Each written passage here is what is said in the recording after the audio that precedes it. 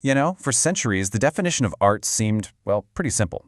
It was a beautiful object, right? Something you could see, something you could touch, maybe hang on a wall. But then, in the 20th century, a group of really radical artists came along and decided to just shatter that definition. They asked a single, powerful question that was going to change the art world forever. What if art wasn't about the thing you're looking at, but about the idea behind it? I mean, just think about that. This one question basically detonated the traditional art world. It completely paved the way for the complex, challenging, and honestly fascinating contemporary art that we know today. So in this explainer, we're going to follow the shockwaves of that explosion. We'll start with art that just, poof, disappears. Then we'll see how the idea completely takes over from the object.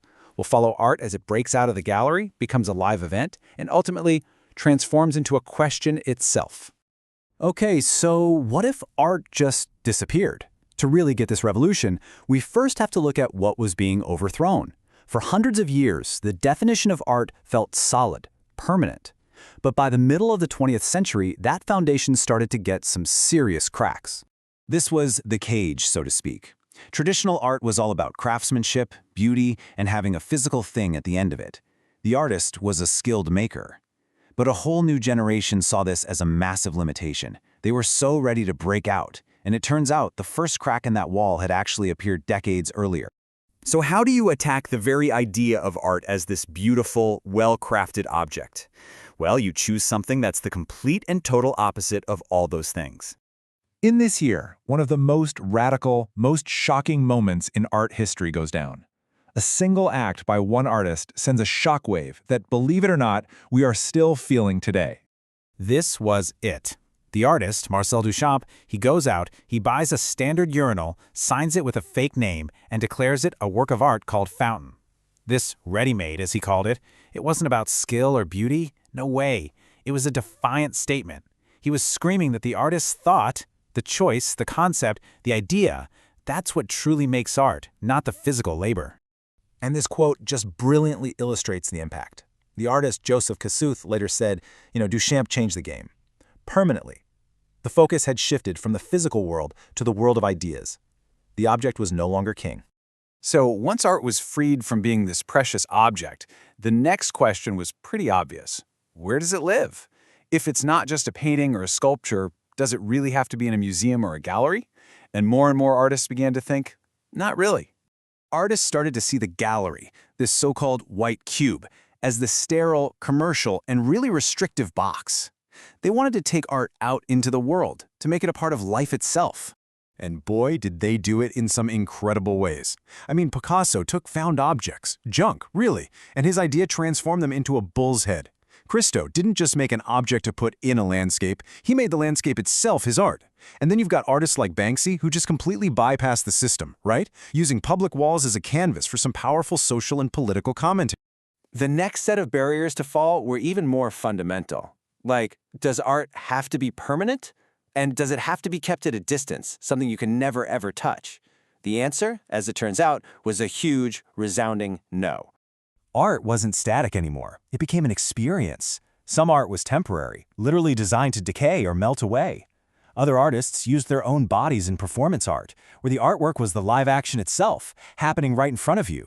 And then, interactive art just shattered the do not touch rule completely, demanding that you, the viewer, physically participate to complete the work. So this brings us to the logical, and maybe the most extreme conclusion of this whole revolution. What happens if you get rid of the object altogether? What if the idea isn't just part of the work, but it's the entire work? And that, my friends, is conceptual art. Here, the artist's real work happens in their mind. The physical thing you see, if there even is one, is just kind of like the receipt. The crucial point is that the thinking is the art. Okay, take Joseph Kosuth's famous piece, 1 and 3 Chairs. What he does is he presents a real chair, a photo of that chair, and the dictionary definition of chair. The artwork isn't any one of those things. It's the question he forces you to ask. Which of these is the real chair? The object, its image, or the idea itself? The art is the debate that's now happening inside your own head. He even took it a step further. In a work called Art as Idea, he just removed the visual element entirely. The artwork is literally just the dictionary definition of a word, printed out and put on display. art had officially moved from the eye to the mind. After this, the floodgates were just wide open.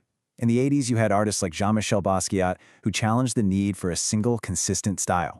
Then by the 90s, artists like Sherry Levine were actually remaking famous works, like Duchamp's Fountain, questioning the whole concept of originality.